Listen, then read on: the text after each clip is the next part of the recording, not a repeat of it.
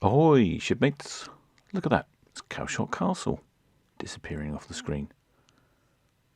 It's a lovely day here in Calshot, Spit. And there's Fawley Power Station. Blue skies, wonderful sun, mid-20s temperature-wise, but a very strong breeze, which is, as you know, is not one of my favourites for droning. That little collection of sticks in the distance, that's Fawley Refinery. You get an awful lot of tankers bunkering here, collecting their oils.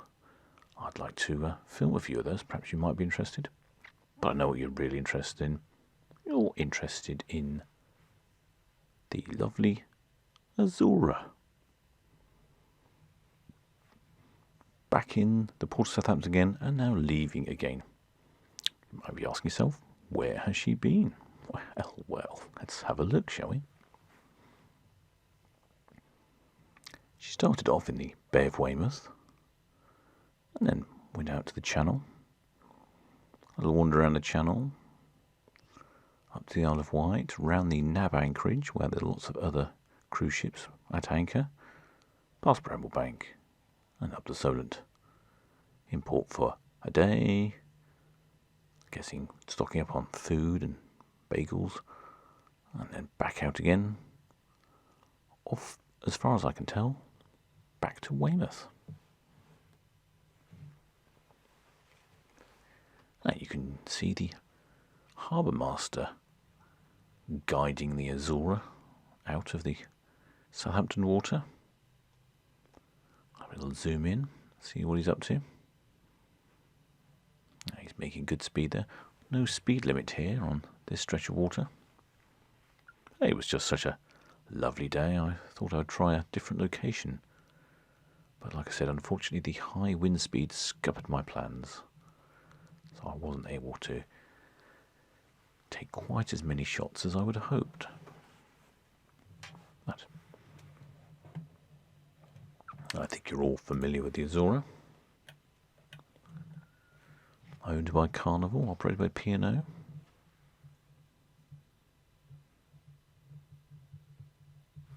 Weighing in at 115,000 tonnes, 290 metres in length, and a beam of 36. 19 decks in total, 14 are passenger accessible. Maximum number of passengers is 3,597, with a crew of 1,226. Unfortunately today I didn't get any numbers, so I can't tell you how many crew are on board, or if there are even any passengers on board.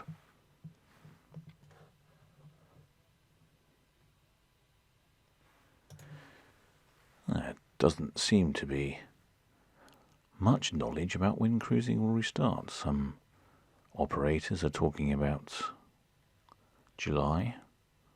Some operators are even talking about September, October. I think it's just a play it by ear. Although I have been reading that there are lots of unhappy crews stuck aboard these ships. Nowhere to go, nothing to do. Sailing around from Southampton to Weymouth and back again.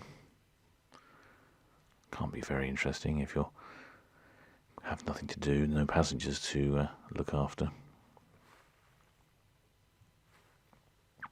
The Azura was named by her godmother, the Darcy Bustle.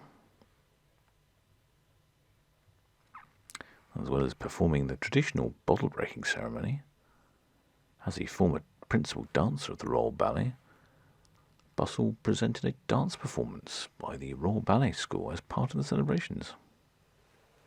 Azura was named in the port of Southampton in November 2011. She's now registered to Hamilton, Bermuda. This is to allow wedding ceremonies to take place on board. The advantage of Calshot Spit for a filming location is your proximity to the ships. You can get very close indeed.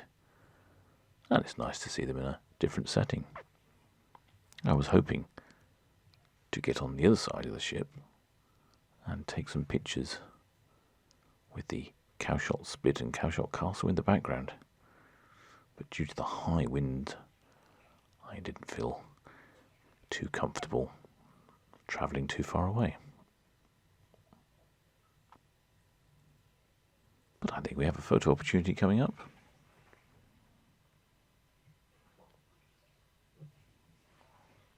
Not a lot going on the water, but there are a few pleasure craft. Since restrictions were eased up, you see a few more yachts, a few more powerboats, quite a few jet skis.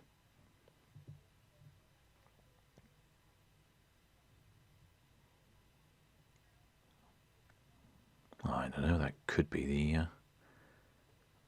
Bermuda, in fact. Very nice waters.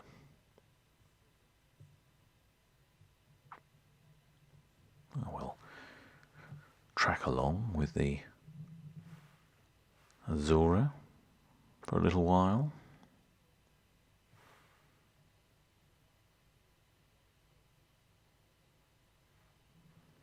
There's also an interpretation of a London pub on board the Azura. If I have an opportunity one day, I'd like to go there and sip a rum.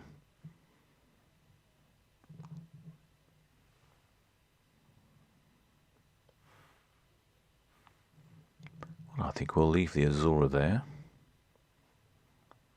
Let her go on her way. She's certainly got some head of steam on her there.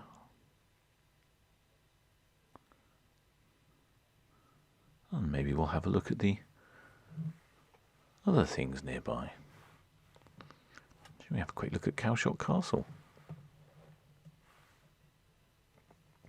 The big tower you can see sticking up is the RNLI's, Royal National Lifeboat Institutes. It's their command centre for the Calshot lifeboat. And you can see the castle has a complete moat around it. Constructed in Henry VIII's time, somewhere between 1539 and 1540. Seen as an ideal vantage point over the Solent to try and stop the French invaders. During the First World War, the Calshot Castle was used as a base for seaplanes. And they were deployed on anti-submarine patrols in the English Channel.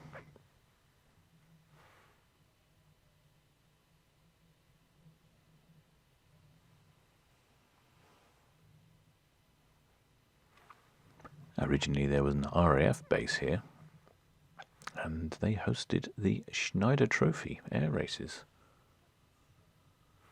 These were the famous air races where the Supermarine Spitfire was developed and raced to become the Spitfire that we know today. It's open to the general public, in an English heritage site. I'd recommend a look round. It has a good combination of historical artefacts and history of the Second and First World Wars. Really very interesting. Worth a day trip, I would say, shipmates. And here we can see Fawley Power Station. Fawley Power Station has been around for some time.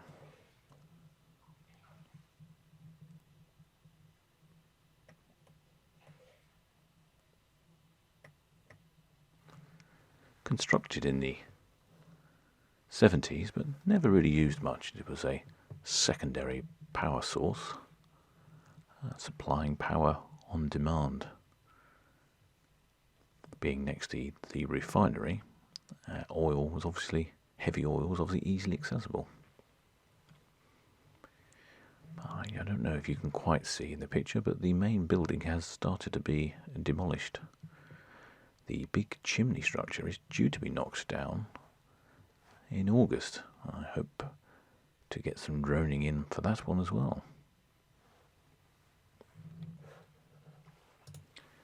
Yes, initial plans were to turn this area of Fawley, where the power station is, into the Venice of the New Forest, with many houses and waterways, giving you a wonderful change of environment, and the tower chimney itself was rumoured to be converted into a restaurant at the top, which rotated, affording amazing views over the New Forest, Southampton Water, the Solent, the Isle of Wight.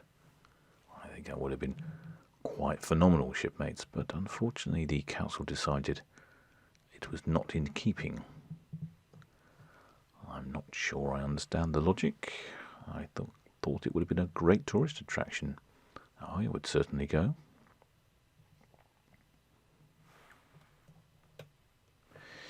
There is a tunnel which runs from Fawley Power Station all the way across to the other side of the water, carrying electrical cables. It also has a small battery-powered railway to take you through the tunnel.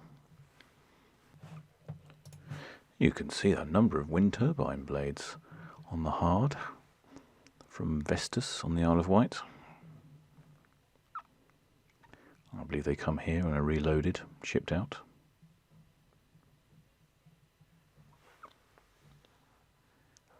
Originally, the cooling source was the seawater, but it was reported that up to 50,000 fish a week were suffocated by being pulled through the nets to cool the turbines.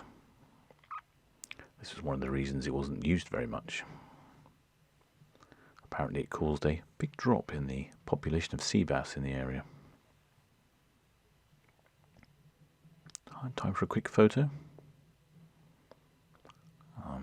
Don't have any photos of power stations. You can see the unique circular building at the front. That is the control building for the power station. Now you may be thinking that looks familiar. Well, you'd be right. It has appeared in a number of films. Originally, it was in the classic film Rollerball from I believe it's from the 1970s. And more recently, it was in the Mission Impossible film Rogue Nation, where you can see it here. It was I think it was supposed to be a hidden underwater vault in a foreign country. And you can see the turbine hall here, and more importantly, you can see the control centre. Fame indeed for Fawley Power Station. More recently than that, it has appeared in another film, and that's Solo, a Star Wars history. Most of the shots were inside. Until next time, shipmates.